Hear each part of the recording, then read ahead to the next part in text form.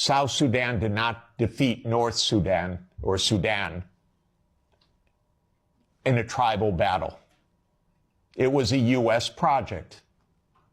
I would go often to Nairobi and meet U.S. military or senators or others with deep interests in Sudan's politics. This was part of the game of unipolarity. So the NATO enlargement, as you know, started in 1999 with Hungary, Poland, and the Czech Republic. And Russia was extremely unhappy about it.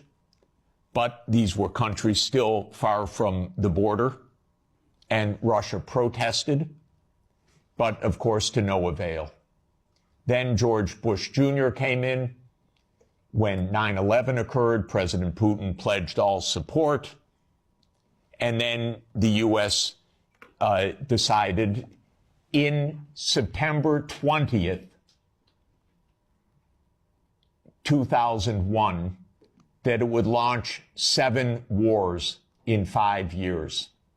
And you can listen to General Wesley Clark online talk about that. He was NATO's Supreme Commander in 1999. He went to the Pentagon on September 20th, 2001. He was handed the paper explaining 7 wars. These, by the way, were Netanyahu's wars. The idea was partly to clean up old Soviet allies and partly to take out supporters of Hamas and Hezbollah. Because Netanyahu's idea was there will be one state, thank you, only one state. It will be Israel. Israel will control all of the territory. And anyone that objects, we will overthrow. Not we exactly, our friend, the United States. That's U.S. policy until this morning.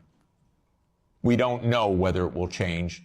Now, the only wrinkle is that maybe the U.S. will own Gaza instead of Israel owning Gaza.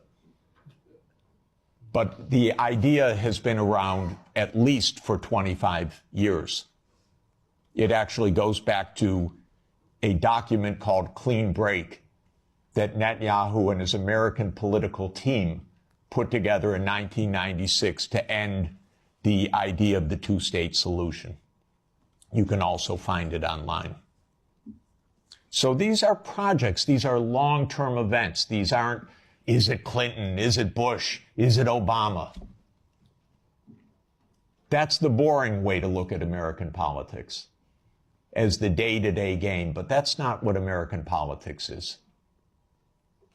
So the next round of NATO enlargement came in 2004 with 7 more countries. The 3 Baltic states, Romania, Bulgaria, Slovenia, and Slovakia. At this point, Russia was pretty damn upset. This was a complete violation of the post-war order agreed with German reunification. Essentially, it was a fundamental trick or defection of the U.S. from a cooperative arrangement, is what it amounted to, because they believe in unipolarity.